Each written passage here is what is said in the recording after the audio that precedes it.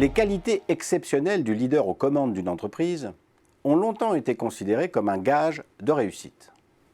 De nos jours, cette conception héroïque du leadership est de plus en plus challengée par des formes d'organisation ayant en commun de militer pour une déconcentration effective du pouvoir.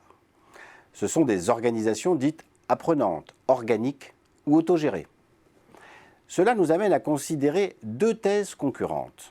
La première défend l'idée selon laquelle la mort du grand leader n'est rien d'autre qu'un mythe.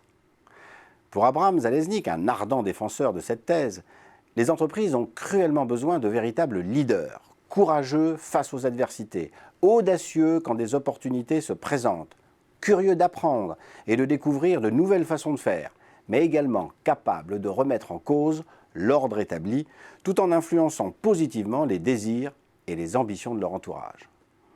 Toujours selon cette thèse, les entreprises dépourvues de cette trempe de leaders développent un leadership de type managérial, à l'origine d'une gestion conservatrice et bienveillante, au mauvais sens du terme, bien plus préoccupée par l'intelligence de l'organisation et des procédures en place que par l'exploration de nouveaux champs de possibilités, avec l'idée que le futur reste à inventer.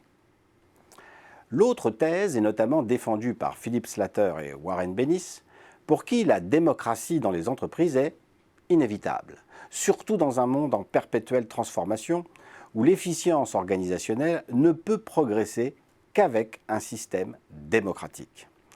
Pour ces deux universitaires, la démocratie en entreprise n'a rien d'idéaliste et n'encourage en rien le laxisme et la permissivité.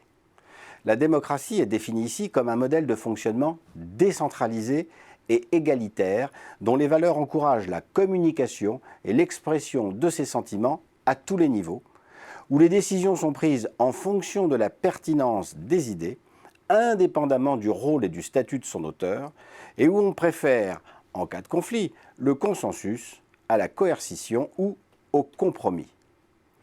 Ces deux thèses proposent donc des façons radicalement différentes d'exercer le pouvoir. Dans un cas, celui-ci est manifestement très incarné et central. Même si le leader n'agit pas seul, les règles du jeu dépendent de lui et peuvent changer à tout moment en fonction de ses priorités. De fait, la destinée de l'entreprise repose essentiellement sur les exploits individuels de son leader. Dans l'autre cas, le pouvoir est largement distribué et la communication est omnidirectionnelle. La destinée de l'entreprise résulte alors du niveau d'intelligence collective effectivement mis en œuvre. Maintenant, contrairement à ce qu'affirment certains prophètes de la vie organisationnelle, il n'est pas certain que l'une de ces deux thèses l'emporte définitivement sur l'autre. La question est de savoir s'il est judicieux d'inciter ou d'imposer un même type d'organisation pour toutes les entreprises, ou bien s'il est préférable que ces deux systèmes et tous leurs avatars intermédiaires cohabitent, offrant ainsi le choix aux salariés d'évoluer dans l'environnement qui leur convient le mieux.